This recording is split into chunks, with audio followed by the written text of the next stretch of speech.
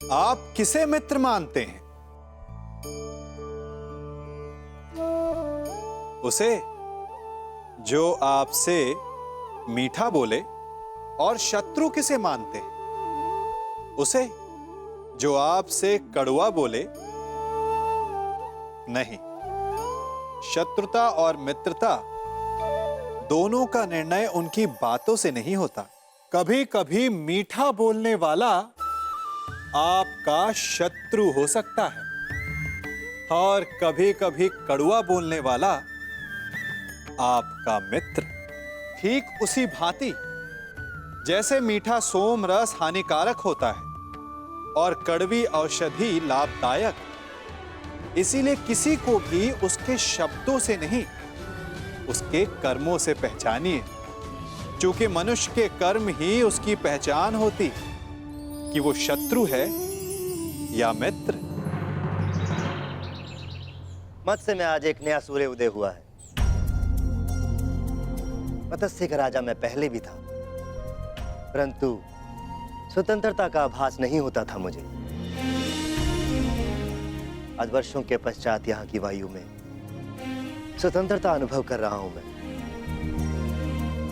अनुभव हो रहा है कि मेरे पास भी शक्ति है। अब मुझे हस्तिनापुर से युद्ध होने का कोई भय नहीं। जिसके पास तुम्हारे जैसा हितैषी हो, उसे कैसा भय कंक? तुम्हारे प्रोत्साहन से आज फिर से मैं स्वयं को एक शक्तिशाली राजा अनुभव कर रहा हूं। महाराज, मनुष्य को शक्ति आत्मविश्वास से मिलती है।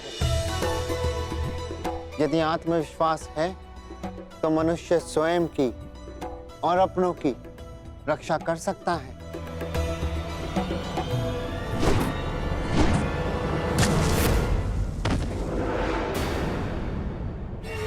सावधान, आक्रमण हुआ है। तुम्हारा भाई था कंक।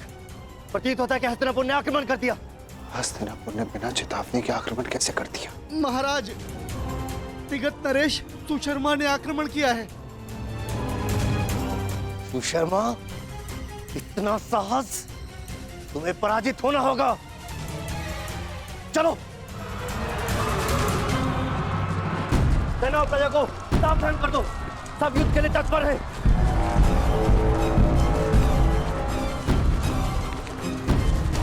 ये जानते हुए भी कि मत्स्य दुर्योधन का मित्र राज्य है, सुशर्मा ने आक्रमण का साहस किया। ये तब तक संभव नहीं जब तक उसे किसी बड़ी शक्ति का समर्थन प्राप्त ना हो। इसका अर्थ ये सब दुर्योधन ने करवाया।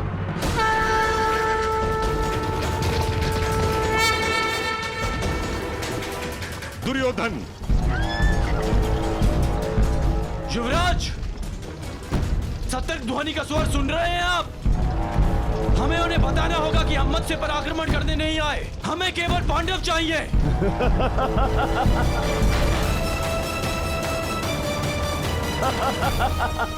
मित्र,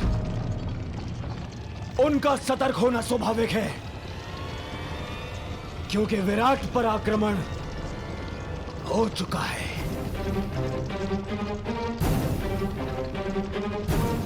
सुशर्मा की सेना दक्षिण छोर से विराट पर पहले ही आक्रमण कर चुकी है।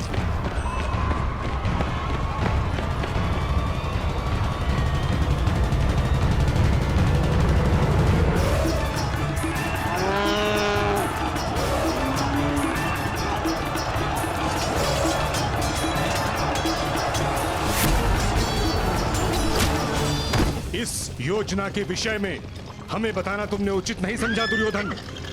मैं हस्तिनापुर का युवराज हूं। मुझे अपनी हर एक योजना सबको बताने की आवश्यकता नहीं है।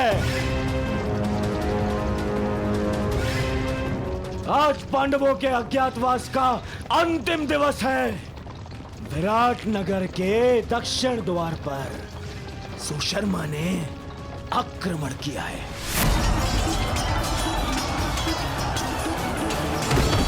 उनका सारा ध्यान विराट के दक्षिण द्वार पर होगा और हम उत्तर दिशा से आक्रमण करके पांडवों को वहीं घेर लेंगे। ये नीति के विरुद्ध है। जो राज्य पहले से ही युद्ध में व्यस्त हो उस पे इस प्रकार आक्रमण करना छल है। ये छल नहीं है, क्योंकि सुशर्मा हस्तिनापुर का ही सहयोगी है। मुझे किसी भी मूल्य पर उन पांडवों को सूर्यास्त से पूर्व पकड़ना है।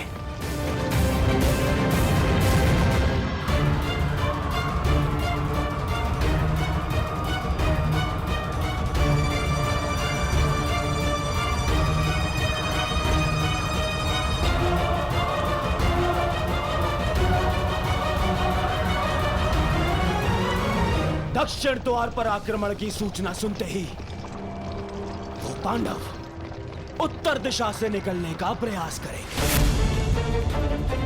उत्तर द्वार उस दिशा में चले। परंतु उन्हें इस बात का भान तक नहीं होगा कि उनका अज्ञातवास भंग करने के लिए हम वहां पहले से ही उपस्थित होंगे, पहले से ही।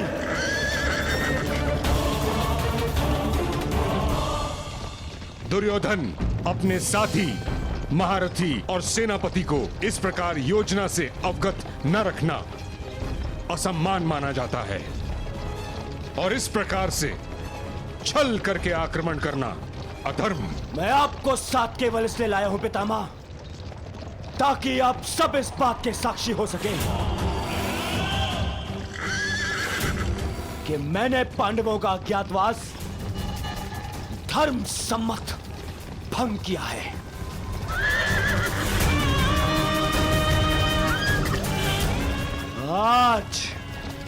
आज वो पांडव यहां से यहीं से वन में जाएंगे, अगले 12 वर्ष के वनवास के लिए।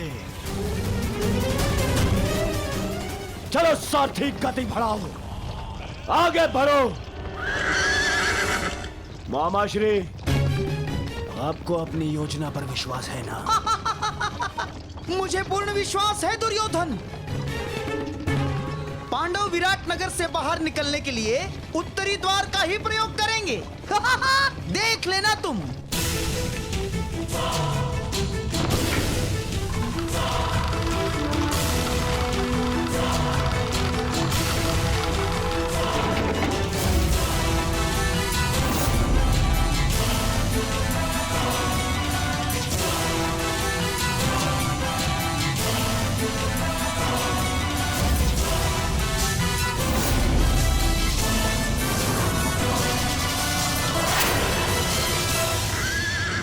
गति बढ़ाओ सारथी, आगे बढ़ो।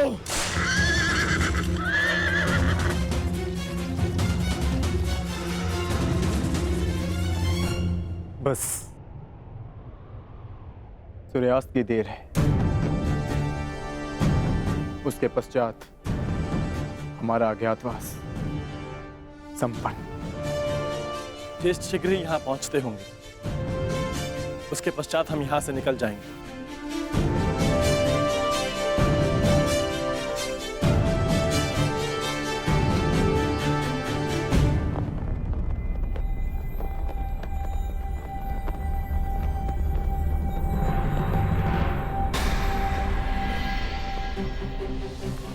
मत्स्य ध्वज को हटाया जा रहा है। हमें शीघ्र ही यहाँ से प्रस्थान करना होगा। नहीं,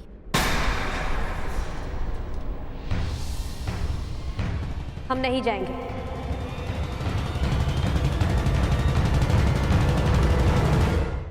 परंतु क्यों? क्योंकि जब हमें 1 वर्ष का अज्ञातवास बिताने के लिए स्थान की आवश्यकता थी, हमने यहाँ पर शरण ली, यहाँ का अन्न खाया है हमने। और आज जब विराट नगर को हमारी सहायता की आवश्यकता है, तो क्या यहाँ से जाना उचित होगा? ये क्या कह रही हो पांचाली? वही जो सत्य है, और वही जो मैं तुम सबसे कहना चाहता हूं। यदि विराट नगर में हमें छिपने का स्थान नहीं मिलता, तो अब तक हम सब पकड़े जाते और फिर से वनवास काट रहे होते। ये समय विराट राज का ऋण चुकाने का। परंतु ज्येष्ठ, उन्होंने हमें पहचान कर सहायता नहीं की थी, उन्होंने हमें काम पर रखा। तो इस नाते वो हमारे स्वामी हुए और बिना उन्हें सूचित किए हमारा यहां से जाना भी अधर्म है। धर्म? इसी धर्म के कारण हमें द्यूत में हार मिली। इसी धर्म के कारण आपने फिर से द्यूत खेला। परंतु अब नहीं ज्येष्ठ, केवल एक बार हमारी बात मान लीजिए। पांचाली के खुले काले केशों को देखिए, उस प्रतिज्ञा का स्मरण कीजिए जो हम सबने मिलकर ली थी। अज्ञातवास पूर्ण होने के पश्चात हम विराट नगर को फिर से मुक्त करा लेंगे ज्येष्ठ। परंतु उस कलंक से स्वयं को कैसे मुक्त करेंगे आर्य? कि अपने सहायक को संकट की घड़ी में अकेला छोड़ाए हम? यदि जाना है तो जाकर एक बार विराट राज से कह देते। उनको बताना पड़ेगा कि हम पांडव, वीर पांडुपुत्र कायरों की भांति जा रहे हैं।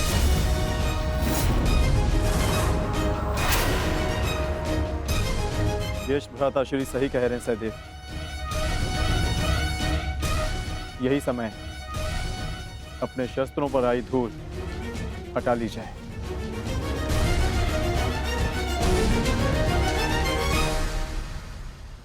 छोड़ो, छोड़ो मुझे, छोड़ो, छोड़ो, छोड़ो मुझे। मैं यहाँ से नहीं जाऊंगी। अपने पिता, अपने नगर को छोड़ के मैं नहीं जाऊंगी। परंतु महाराज को बंधक बना लिया गया है और मेरा कर्तव्य है आपको सुरक्षित स्थान पर पहुंचाना राजकुमारी जी। और मेरा कर्तव्य अपनी जन्मभूमि, अपने नगर की रक्षा करना है। हाँ, मैं भी अपने स्वामी को छोड़कर कहीं नहीं जाऊंगी। चाहे सुशर्मा की सेना हमें बंदी क्यों ना बना ले। परंतु हम महारानी हैं, हमारे आदेश की अवहेलना नहीं होगी। देखा सहदेव, एक बालिका युद्ध के लिए प्रस्तुत है, एक महारानी अपने बलिदान के लिए तत्पर है, और हम यदि योद्धा होकर भी उनका साथ ना दे पाए तो भले ही हम इंद्रप्रस्थ पालें, परंतु कभी भी अपनी आंखों में देख पाने का साहस नहीं कर पाएंगे। आप उचित कहते हैं ज्येष्ठ। अब चाहे 12 वर्ष वनवास में और क्यों न रहना पड़े, हम यहां से नहीं जाएंगे।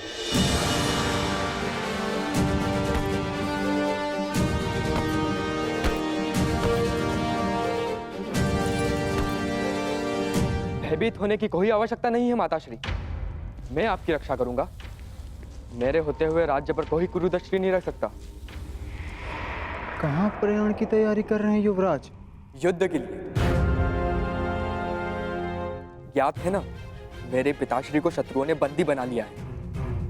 मैं एक योद्धा हूं, मैं युद्ध करूंगा उनसे, विराट नगर का मान बचाऊंगा।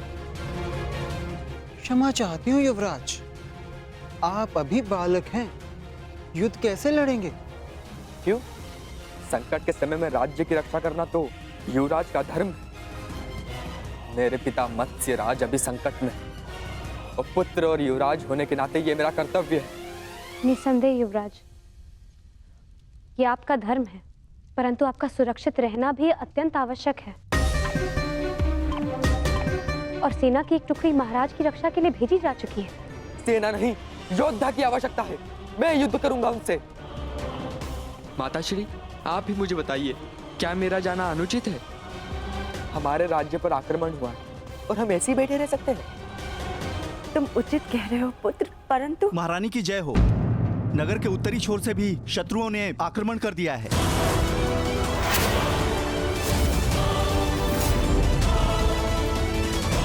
सुशर्मा ने तो दक्षिण दिशा से आक्रमण किया था, उत्तर से किसने आक्रमण कर दिया?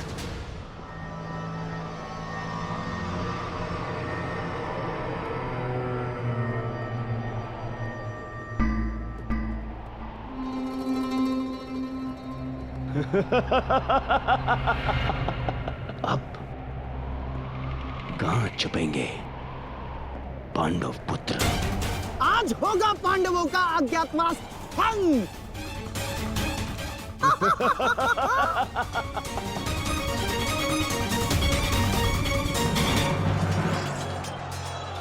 ये तो मवेशी को ले आ रहे हैं।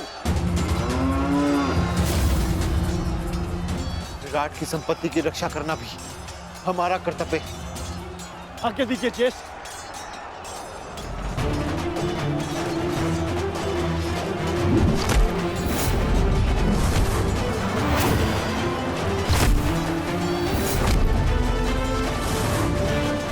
मुझे विश्वास है नकुल और सहदेव इस ओर संभाल लेंगे। हमें शीघ्र ही विराट राज को खोजकर उन्हें मुक्त कराना होगा। भीम, वो रे विराट राज, शीघ्रता करो। बड़ा विराट राजा बनता था, कीचक ही तुम्हारी शक्ति थी। उसके बिना तू एक बूढ़ा हारा पुरुष है विराट राज।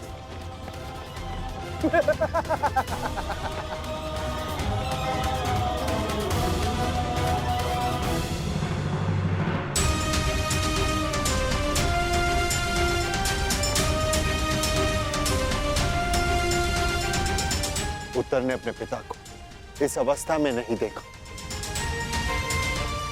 यह श्रेयस्कर हुआ, परंतु सुशर्मा के पुत्र उसे जिस अवस्था में देखेंगे भूल नहीं पाएंगे, क्योंकि मैं सुशर्मा के प्राण ले लूंगा। सावधान भीम, संभल कर प्रहार करना। तुम्हारी शक्ति से तुम्हारी पहचान हो सकती है। संभल कर।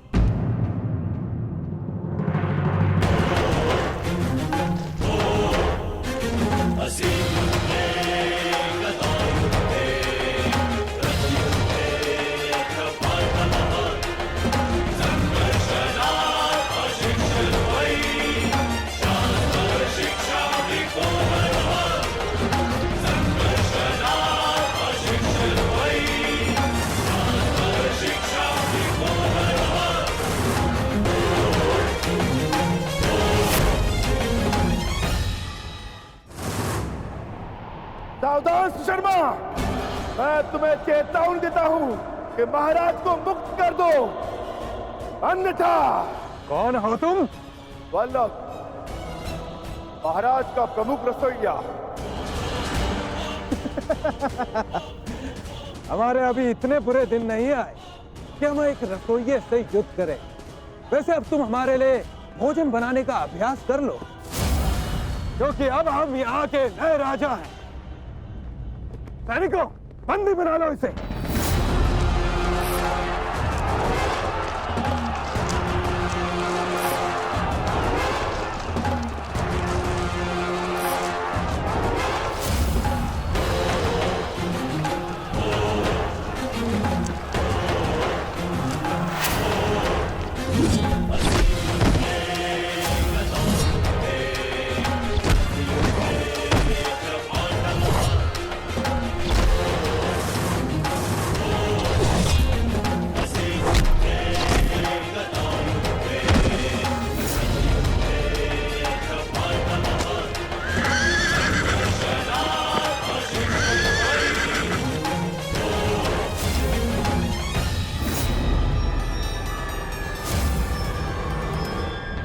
हे ईश्वर, दुर्योधन, महाबली भीष्म और अंगराज कर्ण जैसे महारथियों का सामना कैसे करेगी हमारी सेना? कैसे करेगी? युद्ध का वास्तविक आनंद तो महारथियों के साथ लड़ने में ही आता है माताश्री।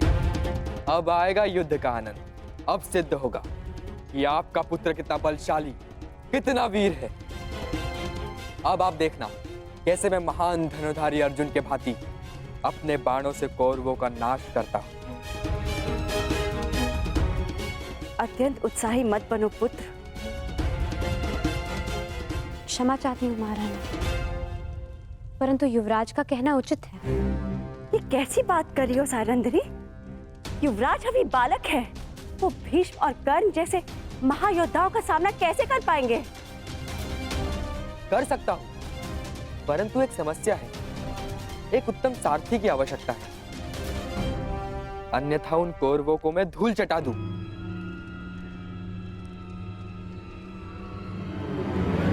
प्रतीक्षा किस बात की युवराज? आगे बढ़िए। क्या? मैं बताती हूँ महारानी। बृहनला कुमार की सारथी बनकर जाएगी। क्या? बृहनला एक किन्नर मेरी सारथी बनेगी? अरे ये नृत्यशाला नहीं, युद्ध भूमि है, युद्ध भूमि। वीणा की तार और अश्वों की रास में बहुत अंतर होता है। वहां मृत्यु तांडव करती है। सैरंद्री, तुम इतना मूर्खतापूर्ण सुझाव कैसे दे सकती हो? कुमार, आपने महान धनुर्धर अर्जुन का नाम लिया। इसी कारणवश मैंने बृहनला को आपकी सारथी बनाने का सुझाव दिया, क्योंकि एक समय पर बृहनला अर्जुन की सारथी रह चुकी है।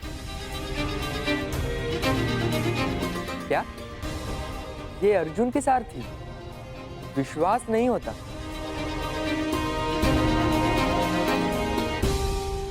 ठीक है, अब कोई और मार्ग भी नहीं। मैं तुम्हें अपने साथ आने की आज्ञा देता हूं।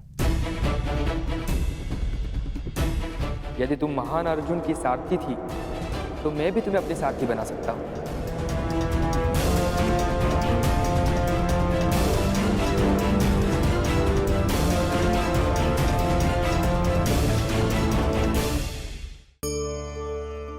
हमारे जीवन में दो संबंधों का बड़ा महत्व है, क्योंकि दोनों सीधे हृदय से जुड़ते हैं। एक मित्रता और दूसरी शत्रुता। हृदय से जुड़ने वाली मित्रता और शत्रुता अधिकतर हमारे वचनों से जन्म लेते हैं। जब हम सफलता के कारण अधिक उत्साह में होते हैं या किसी हानि के कारण आक्रोश में होते हैं, उस समय हमारे वचनों पर हमारा नियंत्रण नहीं रह पाता। ऐसी स्थिति में हम कुछ ऐसा बोल जाते हैं कि सामने वाला उसे हमारा अहंकार समझकर हमसे मित्रता तोड़ देता है या अपना अपमान समझकर हमसे शत्रुता साध लेता है। क्रोध उस उबलते जल के समान होता है जो शत्रु को जला पाए या ना जला पाए, परंतु वो स्वयं को भाप बनाकर अवश्य नष्ट करता रहता है। इसलिए मुख से वचन निकालने से पूर्व श्रेयस्कर यही है कि उसे आत्मा के तराजू में तौल लिया जाए, क्योंकि एक पल में निकला हुआ वचन कई जन्मों तक दंड बन सकते हैं।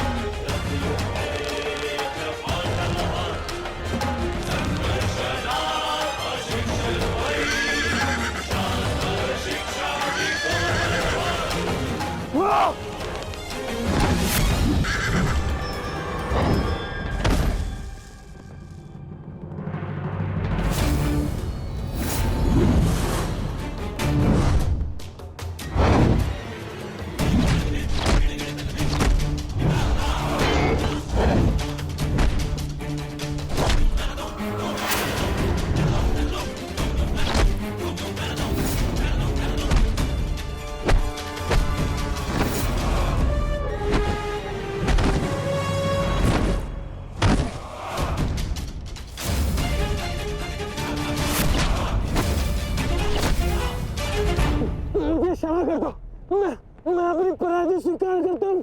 क्षमा कर दो मुझे।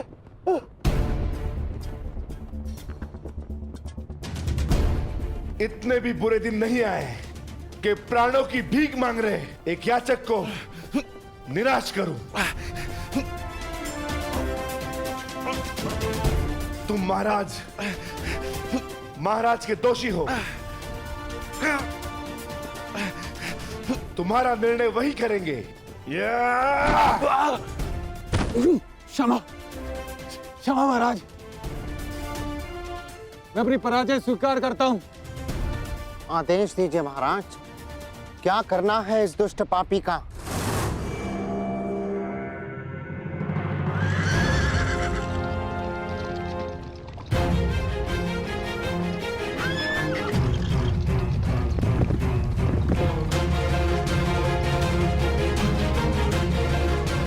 बृहनला, युद्ध में सारथी का महत्व महारथी से कम नहीं होता। यदि आज तुमने चतुराई से रथ नहीं चलाया तो मैं अपने पूर्ण कौशल का उपयोग नहीं कर पाऊंगा। मुझे आज महामही भीष्म, महाबली कर्ण और महान द्रोण जैसे महारथियों को परास्त करना है। और ज्ञात रहे, जिस गति से मेरे बाण चले उसी गति से ये रथ चलना चाहिए। जो आदेश युवराज, मैं प्रयास करूंगी कि आपको नाराज ना करूं।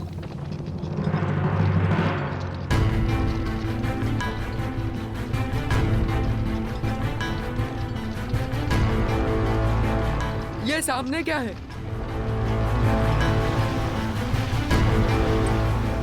रथ की गति बढ़ाओ बृहनलला, मुझे स्पष्ट नहीं दिख रहा है।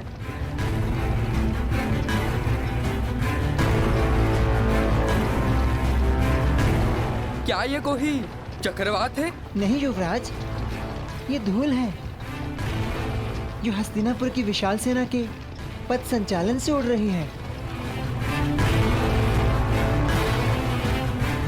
क्या हस्तिनापुर की सेना इतनी विशाल?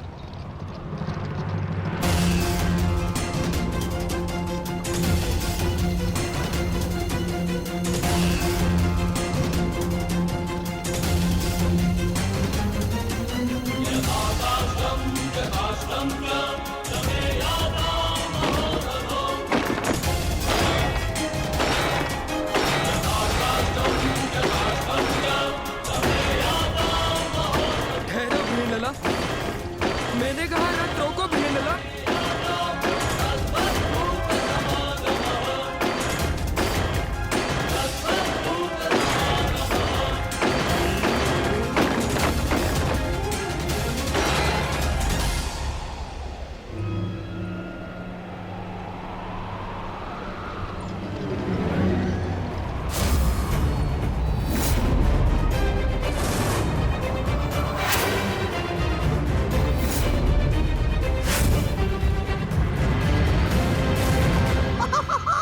मैंने कहा था ना दुर्योधन, ये पांडव उत्तरी दिशा से ही बाहर आएंगे। वो रथ देख रहे हो?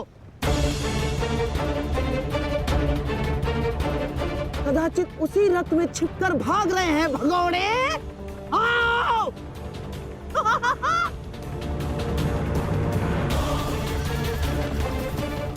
जो भी हो, ये पांडव सदा अचंभित कर ही देते हैं। हस्तिनापुर की इतनी बड़ी सेना के समक्ष केवल एक पांडव पुत्र। दुर्भाग्य, दुर्भाग्य, दुर्भाग्य। केवल अब 4 पांडव वन में जाएंगे, क्योंकि एक का आज ही अंत हो जाएगा। यही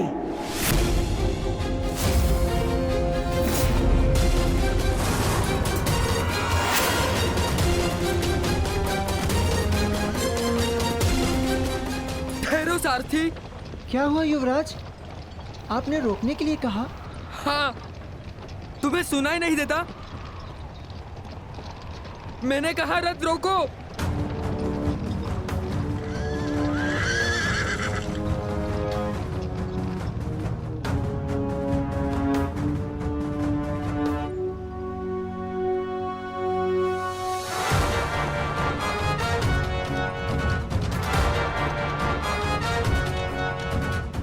ये रथ अचानक रुक क्यों गया?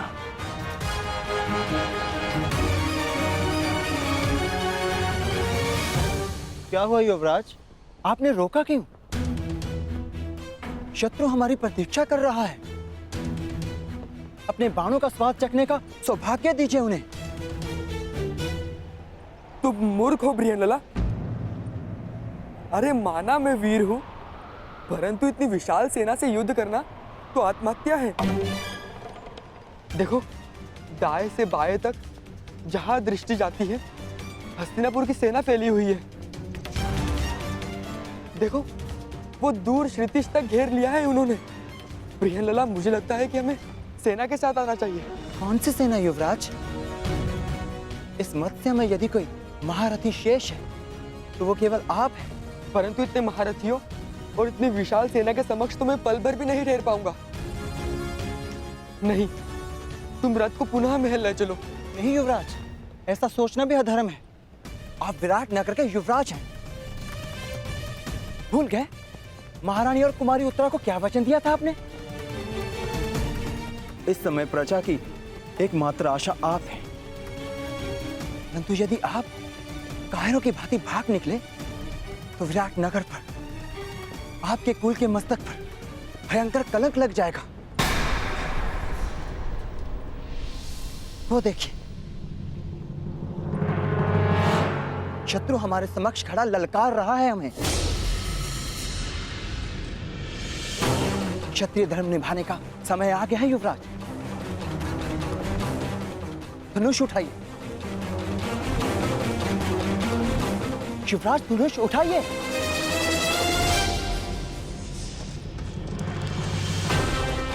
युवराज रुक जाइए, कायरता मत दिखाइए।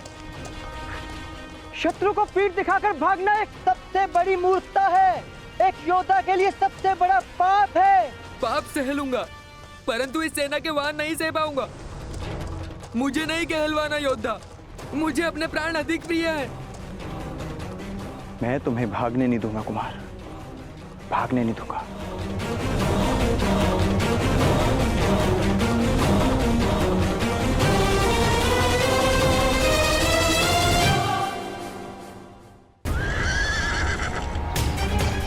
ठहरिए युवराज, मैं कहती हूँ ठहरिए। कायर मत बनिए युवराज, रुक जाइए।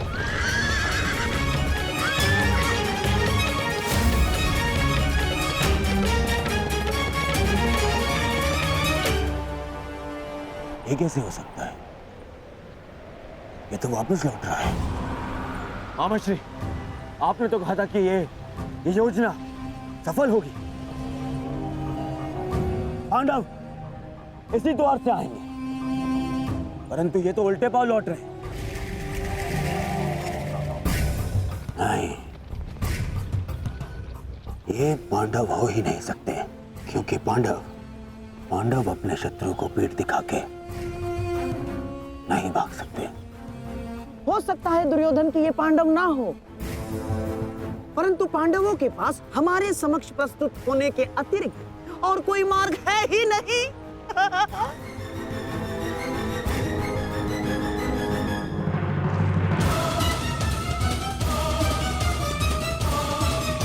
आप भाग नहीं सकते कुमार। कोई और मार्ग नहीं है बृहनलाला। मैं इतनी शक्तिशाली सेना से युद्ध नहीं कर सकता। परंतु मेरी दृष्टि में युद्ध के अतिरिक्त कोई मार्ग नहीं।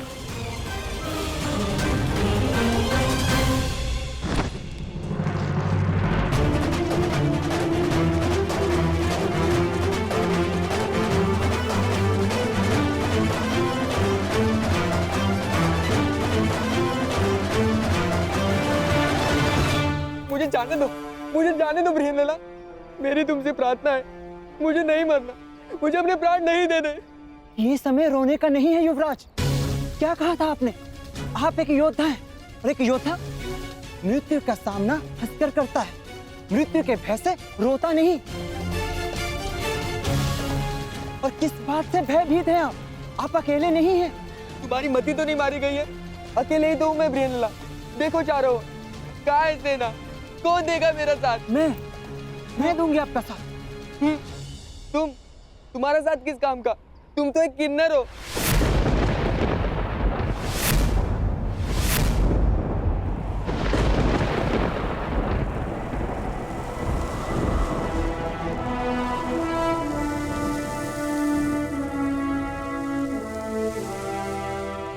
नहीं उत्तर। मैं कौनते अर्जुन, पशुपतधारी, ब्रह्मास्त्रधारी अर्जुन,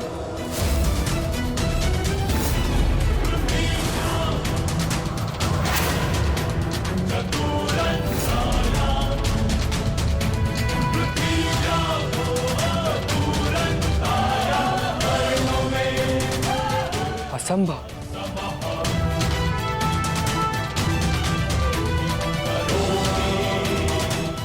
सत्य कल्पना से अधिक आश्चर्यजनक होता है कुमार। मैं सत्य में अर्जुन और मेरे ज्येष्ठ भ्राता श्री युधिष्ठिर इस समय कंक वेश में तुम्हारे पिता श्री की सहायता कर रहे हैं। और जो तुम्हारा प्रधान रसोइया है वो कोई और नहीं, महाबली शक्तिशाली भीम है।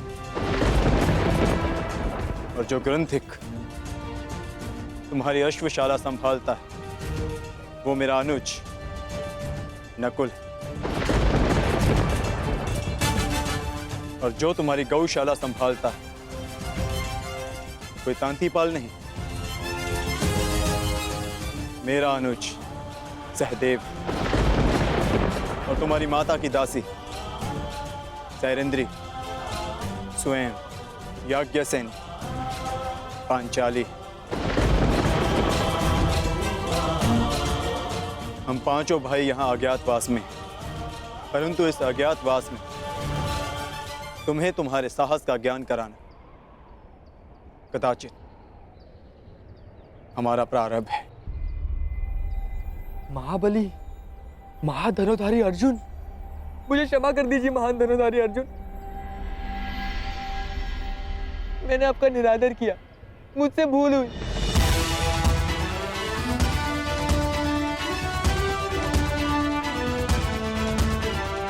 ये तुम्हारी भूल नहीं, हमारी सफलता है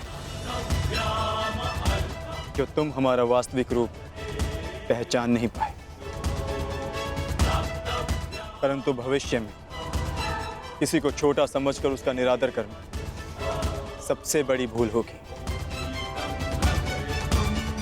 मनुष्य भिक्षुक हो या राजा,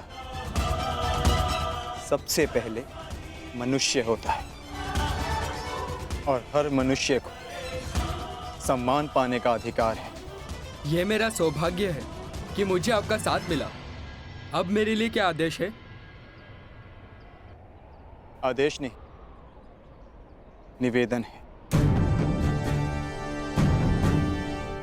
जिस मत्स्य ने हमें शरण दी उसका आदर बना रहे, इसलिए हमें पुनः रणभूमि लौटना है। आपको अपने साथ पाकर मुझ में साहस जाग गया है। चलिए विराट के शत्रुओं का नाश कर देते हैं। निसंदेह, परंतु महाबलियों का सामना करने के लिए हमें कुछ वस्तुओं की आवश्यकता होगी। उस वृक्ष पर लटके श्वेत वस्त्र में हमारी कुछ वस्तुएं।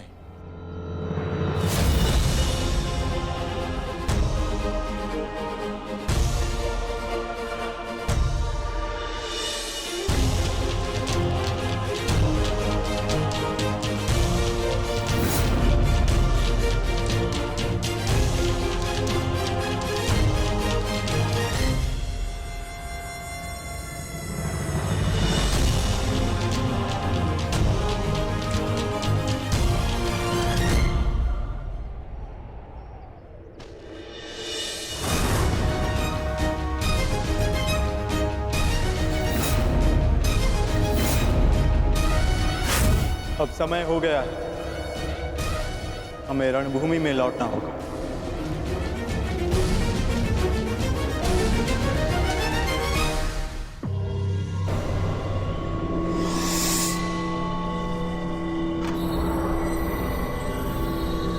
मैं और प्रतीक्षा नहीं कर सकता मामाश्री। अब तो सूर्यास्त भी होने वाला है। एक रथ आ रहा है।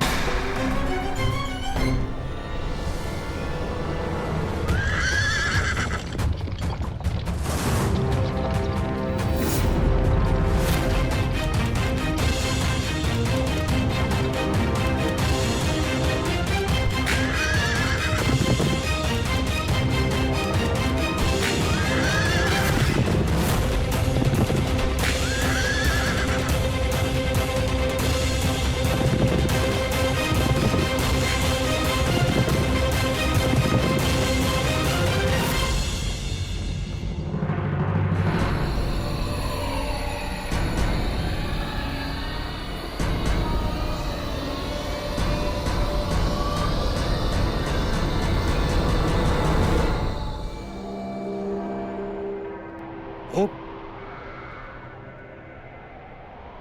तो एक स्त्री है। स्त्री है? ये तो प्रेरणा है।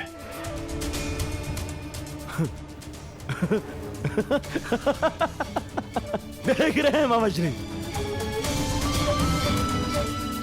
विराटनगर का युवराज सारथी बना हुआ है और वो भी एक स्त्री का।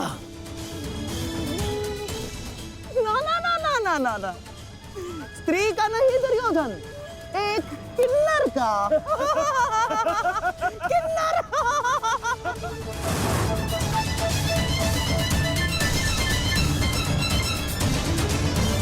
ऐसे तुमसे युद्ध करना मेरा और हसनैनापुर के मान का अपमान है, परंतु फिर भी मैं बता दूं कि मैं यहां विराटनगर से युद्ध करने नहीं आया। मुझे केवल पांडव चाहिए। मार्ग से हट जाओ। कदाचित भूल रहे हो युवराज, जिसके हाथ में धनुष होता है उसका परिचय उसका कौशल देता है।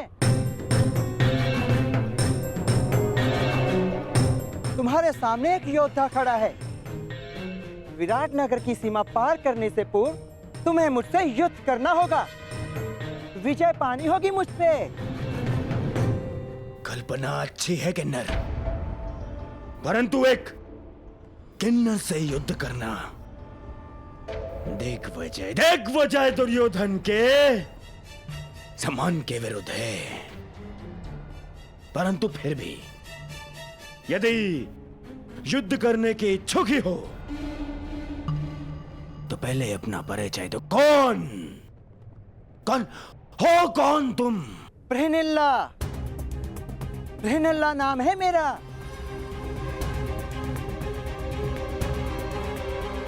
अब तक तो कुमारी उत्तरा की संगीत शिक्षिका थी, परंतु इस समय विराटनगर की रक्षिका हूं मैं।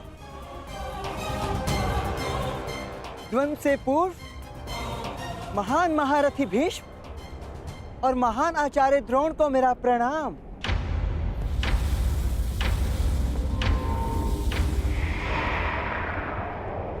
हो सकता है ये भेष बदले कोई पांडव ही हो।